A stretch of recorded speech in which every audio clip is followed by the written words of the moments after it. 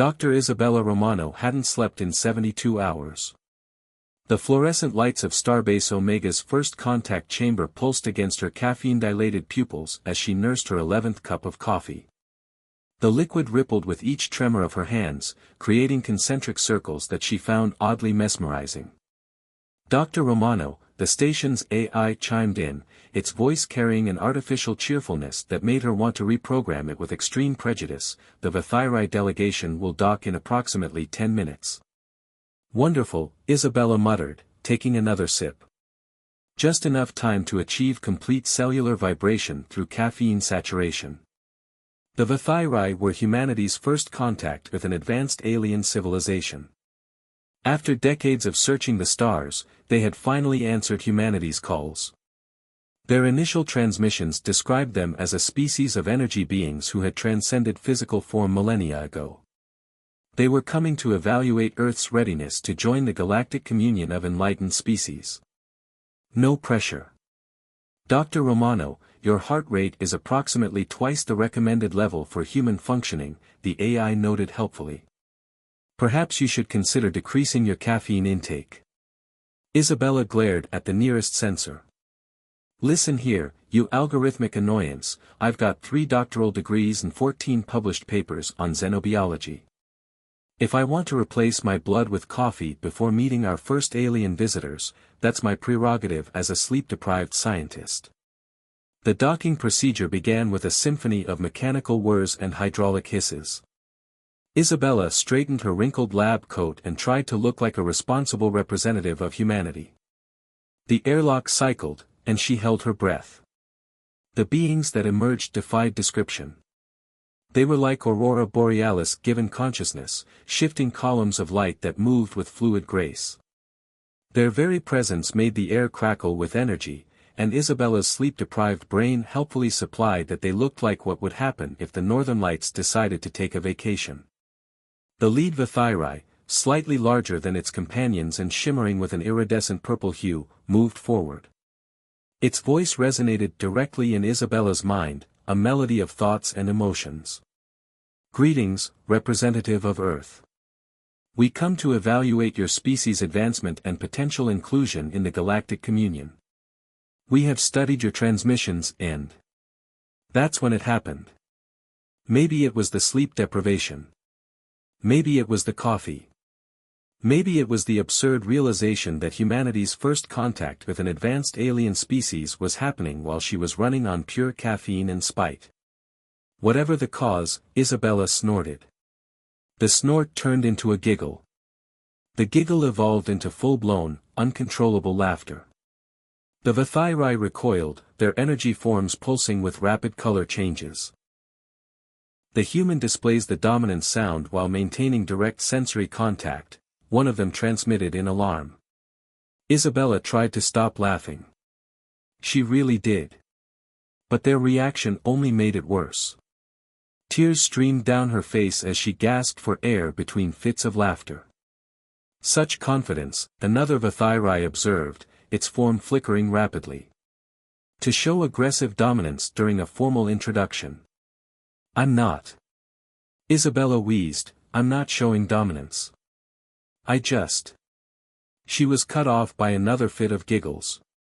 The Vithyri huddled together, their forms mixing in what looked like an emergency conference.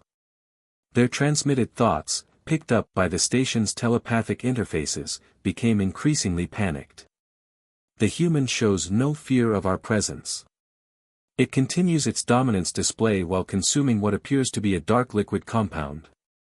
Initial scans indicate the liquid contains multiple stimulant chemicals. They deliberately alter their consciousness during diplomatic meetings. Isabella finally managed to control her laughter long enough to speak. Please, this is all a misunderstanding. I'm just very tired and had too much coffee. The words, too much coffee, transmitted to the Vithyri consciousness and caused another wave of panic. They admit to deliberate chemical enhancement. And speak of it as if it were insufficient. The lead Vithyri's purple hue had shifted to a concerned orange. We must report this to the council immediately. A species that laughs in the face of transcendent beings while casually consuming consciousness-altering substances, they are far more advanced than we anticipated. Before Isabella could explain further, the Vathyrai retreated to their ship with what could only be described as dignified haste. As the airlock cycled shut, she heard one final transmission. Update the species classification immediately. Humans, extreme caution advised. Capable of altered state diplomacy and fearless dominance displays.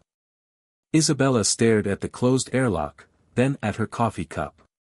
Well, she said to no one in particular, that could have gone better. The station's AI chose that moment to chime in. Dr. Romano, would you like me to start another pot of coffee? Shut up, Isabella groaned, sliding down the wall to sit on the floor. But yes. As the Vathyrai ship departed, carrying tales of humanity's inexplicable bravery and chemical mastery to the Galactic Council, Isabella couldn't help but laugh again. Somewhere in the vast cosmos, she had just accidentally turned humanity into the stuff of alien nightmares, all because she couldn't handle her coffee. The first reports would reach the Galactic Council within hours, and humanity's reputation as a species of fearless, chemically enhanced beings who laughed in the face of transcendent entities would begin to spread across the stars. And it all started with a sleep-deprived scientist and her 11th cup of coffee. Captain James Sullivan was having what he officially termed a situation. Unofficially, he was watching his career implode in real time as he tried to explain to a delegation of alien diplomats why his security chief's golden retriever was not, in fact, battle beast trained for orbital combat. As you can see, the Vathyrai ambassador's energy form pulsed with agitation. They even allow their war creatures free range within their command centers. The war creature in question, a 4-year-old golden retriever named Pancake, was currently sprawled on her back, tongue lolling out, begging for belly rubs from anyone who passed by. Ambassador, I assure you Pancake is just a pet, Sullivan tried to explain. She's completely harmless. The Vathyrai's colors shifted to what Sullivan's cultural briefing identified as horrified disbelief. They named their combat beasts after food items. Such psychological warfare. The situation had started innocently enough. After Dr. Romano's now infamous first contact incident, which had somehow earned humanity a reputation for fearless chemical enhancement during diplomatic negotiations, Starbase Omega was hosting a formal tour for various alien species interested in learning more about these puzzling humans. Everything was going fine until Pancake bounded into the conference room, tail wagging, carrying her favorite squeaky toy. The Mraxian delegation, crystalline beings who communicated through light patterns, immediately formed defensive arrangements. The Xandar representatives, gaseous entities contained in environmental suits, moved their entire floating mass behind a potted plant. And the Vathyrai, well, they were still trying to process the concept of humans keeping predators as companions. Observe. The Mraxian cultural attaché's crystals chimed in alarm as Pancake dropped her squeaky toy at Sullivan's feet. It presents tribute to its commander. No, she just wants to play fetch. Sullivan's explanation was cut short as he automatically picked up the toy and tossed it down the corridor. Pancake bounded after it with typical canine enthusiasm. Such precise combat training. The Xandar diplomat emerged slightly from behind the plant. They can deploy their war beasts with simple gestural commands. Lieutenant Ramirez, Pancake's owner, chose that moment to walk in. Oh, there's my good girl, she cooed as Pancake returned with the toy. Who's the sweetest killing machine? You are. Yes, you are. They openly acknowledged their creature's lethal capabilities. The Vathyrai ambassador's energy form flickered rapidly. Yet they speak to them as one would to an infant. Sullivan watched helplessly as Pancake rolled over for Ramirez to scratch her belly, causing another wave of diplomatic panic. The beast exposes its vital organs. A junior Mraxian analyst chimed. Such confidence. Such trust in its battle bond with its human commander. Actually, Sullivan tried again, dogs just really like belly rubs. He was interrupted by a new crisis as Mr. Whiskers, the station's resident tabby cat, chose that exact moment to saunter into the room. The cat took one look at the assembled aliens, yawned displaying all of its teeth, and proceeded to climb up to its favorite spot on top of a computer terminal. The diplomatic delegation collectively backed away. They have multiple species of combat creatures. The Xandar diplomat's gaseous form swirled in agitation. And this one has mastered vertical terrain. Mr. Whiskers, unimpressed by the interstellar incident he was causing, began his daily grooming routine. It maintains its killing edges in full view of diplomatic personnel. The Mraxian cultural attaché's crystalline structure vibrated with what might have been awe. Such a display of confident superiority. Sullivan looked at Pancake, now rolling around with her squeaky toy, then at Mr. Whiskers, who had started purring loudly enough to be picked up by the station's vibration sensors. He considered trying to explain again, then remembered Dr. Romano's coffee incident and decided some battles weren't worth fighting. Yes, he said, pinching the bridge of his nose. These are our elite companion units. They are highly trained in various tactical operations. The aliens' response to this confirmation was immediate and dramatic. We must update our species assessment immediately. The Vathyrai ambassador's energy form pulsed rapidly. Humans don't just consume consciousness-altering substances and laugh in the face of transcendent beings, they also command multiple species of predators with casual ease. Mr. Whiskers chose that moment to knock a stylus off the computer terminal while maintaining direct eye contact with the Mraxian delegation. Even their smaller units display psychological warfare capabilities. The crystalline beings vibrated in unified alarm. As the diplomatic delegation hastily excused themselves to update their species threat assessment, Sullivan sat down heavily in his command chair. Pancake immediately bounded over to rest her head on his lap, tail wagging. You know, he said, scratching behind her ears, somewhere out there, an alien civilization is probably adding casual mastery over multiple predator species to humanity's official profile. Mr. Whiskers purred loudly in what Sullivan chose to interpret as approval. Sir, his communications officer called out, the Galactic Council is requesting immediate clarification about something called K-9 units they found in our public databases. They seem particularly concerned about the term police dog. Sullivan looked at Pancake, who had rolled over for more belly rubs, then at Mr. Whiskers, who was now sleeping peacefully in a sunbeam. Tell them, he sighed, that's classified information. The resulting report to the Galactic Council would describe humans as a species so formidable they have evolved to command multiple apex predators as casual companions, even allowing these war beasts to sleep in their dwelling spaces. The fact that these war beasts spent most of their time chasing laser pointers and squeaky toys was, perhaps fortunately, left out of the official documentation. Lieutenant Priya Patel hadn't expected to cause an interstellar incident with her lunch. Yet here she was, watching a delegation of alien diplomats back away from her curry while their environmental sensors screamed chemical warfare warnings. The human willingly consumes capsaicin-based compounds. The Xandar ambassador's gaseous form swirled in patterns of distress within their containment suit. For pleasure. The diplomatic dining hall of Starbase Omega had been designed to accommodate various species and their unique dietary needs.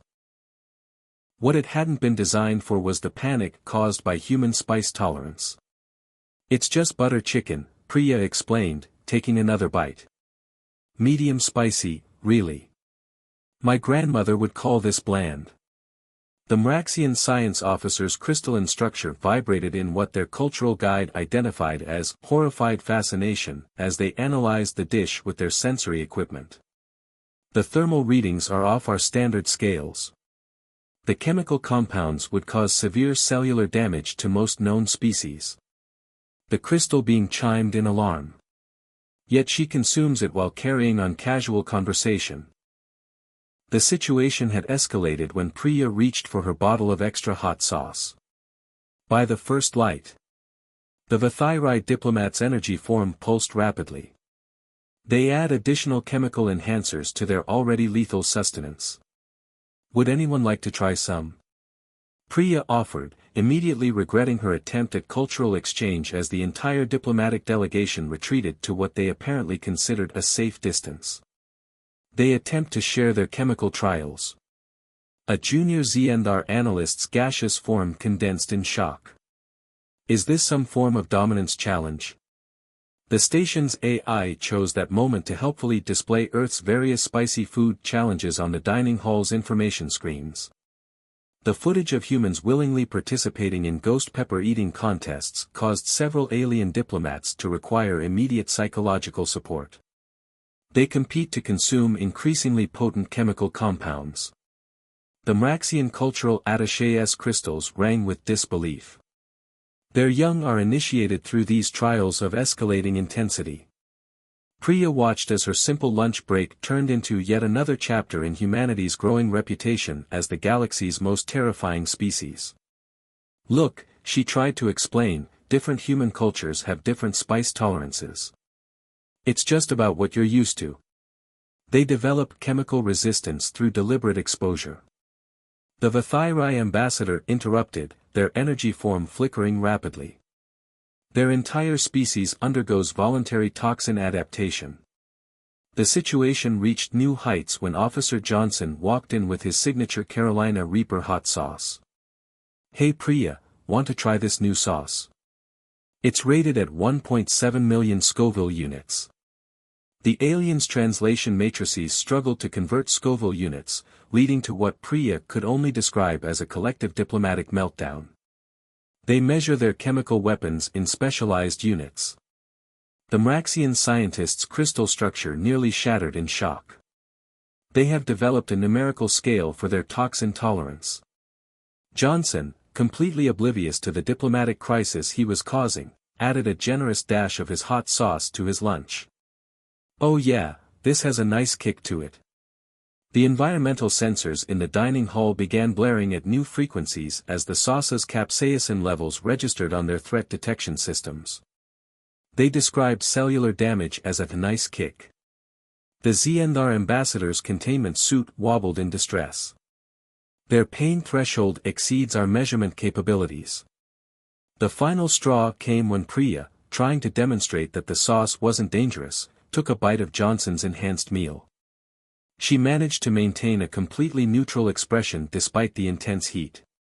Impossible. The Vithyrai diplomat's energy form strobed in patterns of disbelief. Their facial muscles show no sign of distress. They have mastered complete control over their pain response. The diplomatic delegation hastily excused themselves to update their species assessment protocols. As they left, Priya could hear them frantically discussing humanity's evolutionary adaptation to consume chemical weapons as casual sustenance. Captain Sullivan arrived just as the last diplomat fled the dining hall. He took one look at the abandoned tables, the blaring environmental sensors, and Priya's curry, and sighed deeply. Let me guess, he said, another misunderstanding about human capabilities. Sir, Priya responded, still eating her lunch, I think we just convinced the Galactic Council that humans are immune to chemical warfare because we eat spicy food. Add it to the list, Sullivan muttered. First Dr. Romano's coffee incident, then the pet situation, and now this. At this rate, they'll probably classify ghost peppers as biological weapons. Speaking of which, Johnson chimed in, want to try my hot sauce, Captain? The station's AI interrupted before Sullivan could respond.